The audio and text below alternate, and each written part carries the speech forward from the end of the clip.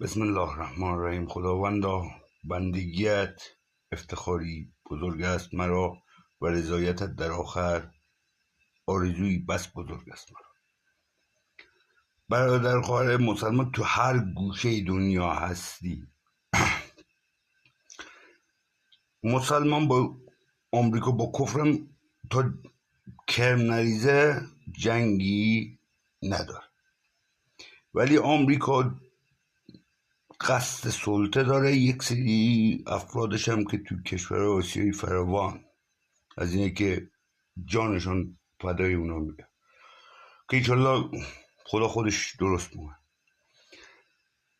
و اما آقای ترامپ نتانیاهو، شما اعتیر به موشک نداری، اصلا موشک رو ولش کن.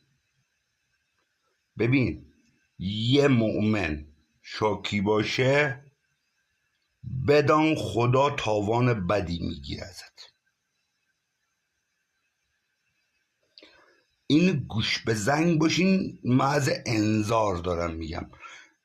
ایرانی به جایی که بشینی بخندی حرف بزنی، اینو برسان ببین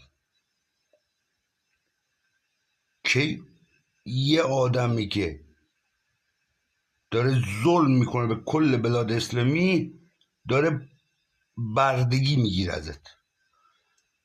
از الان به بعدم هر کشور مسلمانی که توش مسلمانه، هر کشوری، حتی یک مومن ظلم کنه کسی در حقش، یعنی بره قبرش خودش بکنه. عذاب نزدیکه و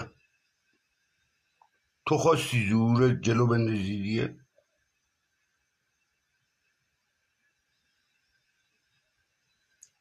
کشور مسلمان موشک احتیاج نداره، که مؤمن احتیاج داره.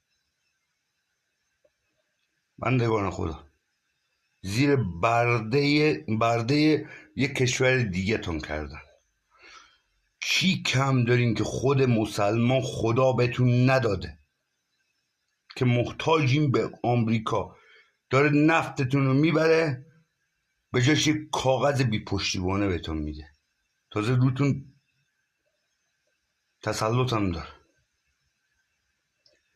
و ترامپ، تو اگه اون چیشی میگنش مانده تحریم، این تحریمت تا آخرش باید بری. بلایی هنوز نزدیکی سر